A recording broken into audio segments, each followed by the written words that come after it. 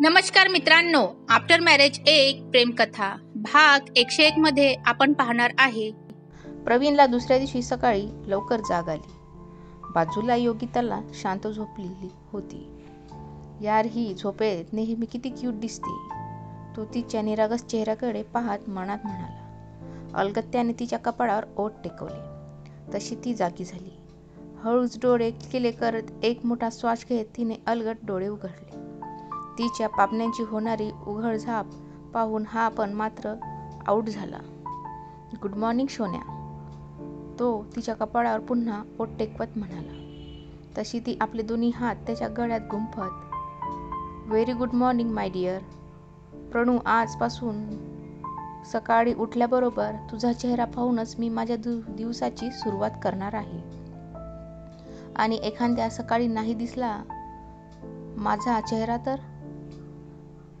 Pravin, please असं काही बोलू नको ना, ती भरलेल्या स्वरात म्हणाली. क्षणात तिच्या डोळ्यात पाणी जमा झालं. अगं, म्हणजे मी उठलो नसेल तर असं म्हणायचं होतं मला, तो तिला समजावत म्हणाला. मग तू बाजूला असणारच ना. आता ती त्याच्यावर डोळे मोठे करून चिडून म्हणाली. बरं, आजपासून तुझी सकाळ रोज अशीच होईल, तो तिच्या मूड पाहून म्हणाला. त्यानंतर तो त्याचं आवरायला आतमध्ये गेला. यार, हिचा मूड क्षणात चेंज होतोय. आता क्षणभर मला ती लग्नानंतरची चिडणारी योगिता आठवली. परमेश्वरा, तुझी लीला अलगत आहे. जगातली सर्वात सुंदर निर्मिती म्हणजे स्त्री. किती तिची ती मनमोहक रूपे. माझ्यासारख्या परमाला आता तूच वाचव रे बाबा. मॅडमचे मूळ सांभाळता सांभाळता माझी तर वाट लागणारच असं दिसतं.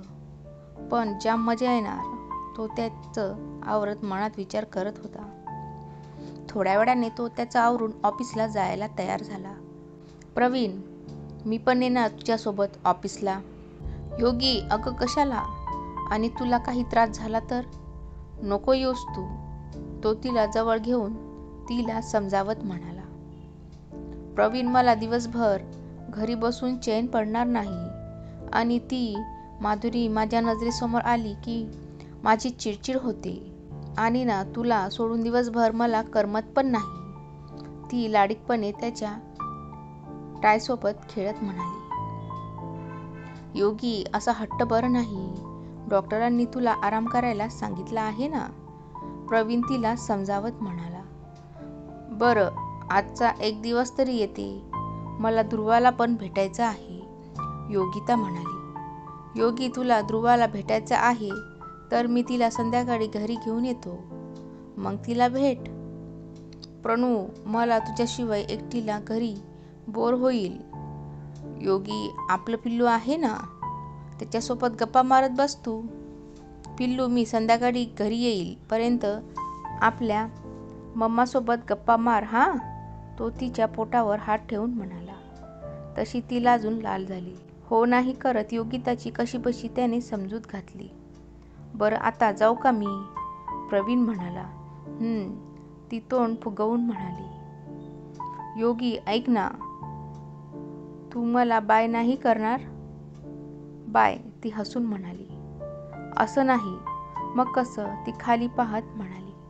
त्याने तिच्या ओणवटीला पकडून तिच्या नजरेला नजर मिसळत हे म्हणत त्याने तिच्या ओठावर ओठ टेकवले. या गोड बातमीने सरदेशमुख कुटुंबात नवं चैतन्य आलं होतं. सुमित्रांना तर योगितासाठी काय करू नी काय नकोस असं झालं होतं. रखमाला हाताशी घेऊन त्या नवनवीन पदार्थ म्हणून तिला खायला घालत होत्या. तिला काय हवं नको पाहत होत्या. ती मात्र दिवसभर घरी बसून बोर झाली होती. संध्याकाळी सुमित्रा एकट्याच गार्डनमध्ये काहीतरी काम करत होत्या. तितक्यात योगिता तेथे आली. योगी, तुला काय हवं आहे का? सुमित्रा हातातलं काम तिथेच ठेवून ती आलेली पाहून लगबगीने उठत म्हणाल्या. नाही, नको, ते रूममध्ये बसून बसून बोर झालंय म्हणून आले. बरं चल तिकडे बसूया. योगिता, अगं तिकडे घरचे सगळे बरे आहेत ना?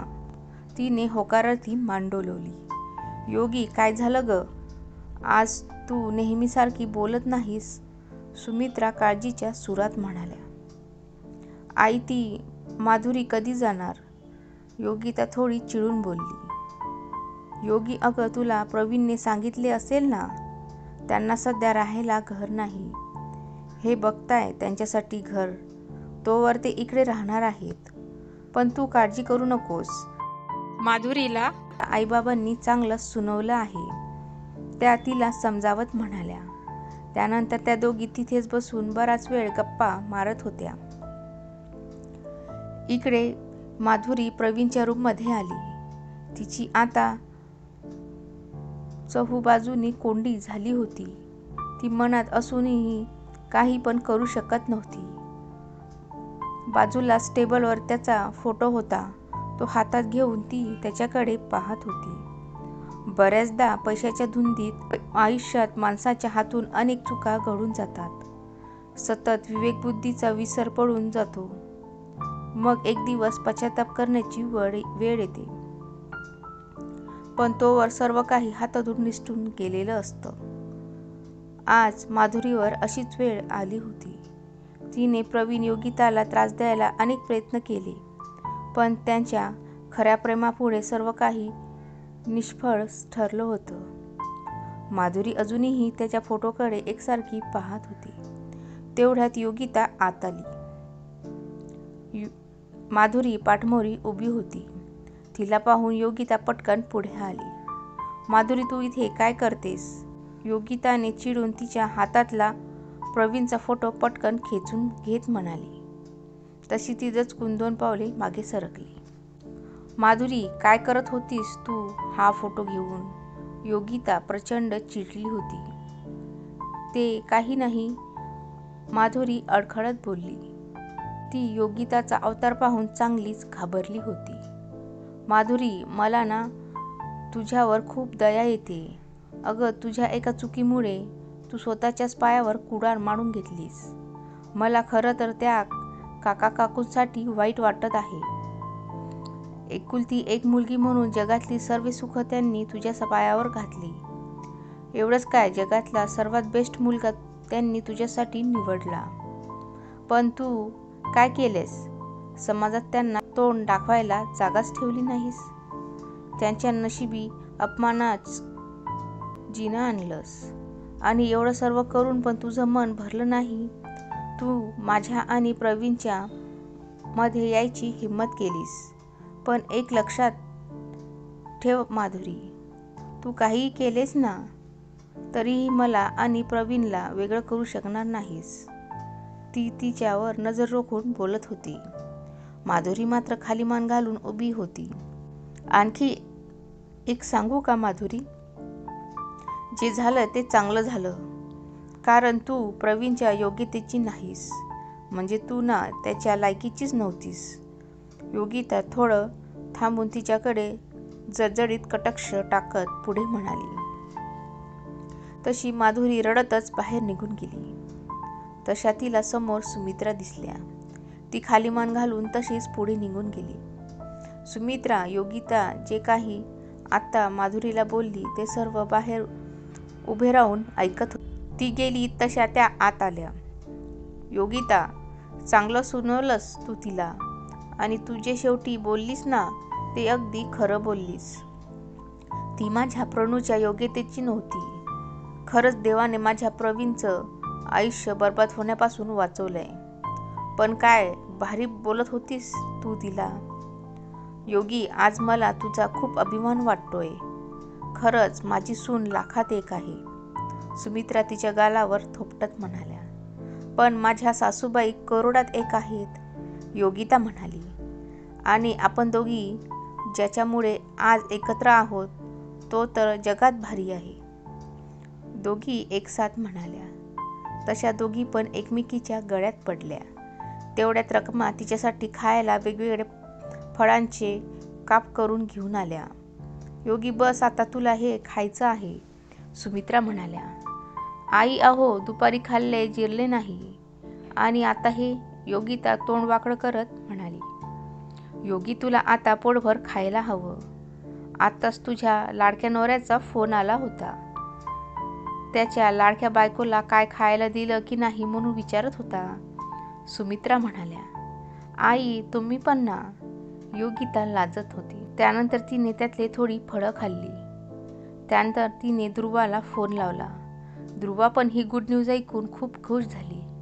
योगिता तिला संध्याकाळी प्रवीणसोबत घरी ये म्हणून आग्रह करत होती, पण ध्रुवा संडेला येते म्हणाली. त्यानंतर बराच वेळ त्या दोघी बोलत होत्या. तेवढ्यात दरवाजावर नॉक करण्याचा आवाज आला. तिने ध्रुवाला बाय बोलून फोन कट केला. दरवाजा उघडला तर काशीराम हातात पिशव्या घेऊन उभा होता. काशीराम दादा, काय आहे हे? योगिता प्रश्नार्थक नजरेने म्हणाली. ते प्रवीण दादांनी काय काय आणलंय मला पण नाही माहीत, तो हातातल्या पिशव्या आत घेऊन येत म्हणाला. योगिताने पटकन आत येऊन त्या पिशव्या उचकायला सुरुवात केली. पहिली पिशवीत काही पुस्तके होती, गर्भसंस्कारची. आता हा काय मला रोज पुस्तक वाचायला सांगणार आहे का? एवढी पुस्तके पाहून तिने तोंड वाकडं केलं. त्यानंतर दुसऱ्या पिशवीत ड्रायफ्रुट्स वगैरे खायचे पदार्थ होते. अरे देवा, आता हे खायचं मी? त्यापेक्षा काहीतरी चटपटीत आणायचं का सुचलं नाही याला? ती पुन्हा तोंड वाकडं करत म्हणाली. त्यानंतर तिला बाजूला काही पोस्टर दिसले. तिने उघडून पाहिले. ते क्यूटशा छोट्या बेबीचे पोस्टर होते. ते पाहून मात्र तिच्या चेहऱ्यावर स्माईल आली. तेवढ्यात प्रवीण आत आला. तो पण तिचा फुललेला चेहरा पाहून खुश झाला. आवडलं ना तुला? तो तिच्या बाजूला बसत म्हणाला. प्रवीण, हे बेबी किती क्यूट आहे. हे खूप आवडलं, ती त्याला पटकन मिठी मारत म्हणाली. चला राणी सरकारांना, मी सोडून अजून काहीतरी आवडलंय, तो तिच्या नाकावर नाक घासत म्हणाला. तशी ती त्याच्या कुशीत शिरली. प्रवीण योगिताच्या आयुष्यात पुन्हा आनंदाची उधळण होत होती आणि ते दोघे हे सुखाचे क्षण भरभरून जगत होते. सर्व हट्ट आनंदाने पुरवत होता आणि त्यामुळे तीही लाडीकपणे त्याच्याजवळ हट्ट करत होती. त्याने काशीरामला हाताशी घेऊन रूममध्ये त्या छोट्याशा बाळाचे पोस्टर लावून घेतले होते.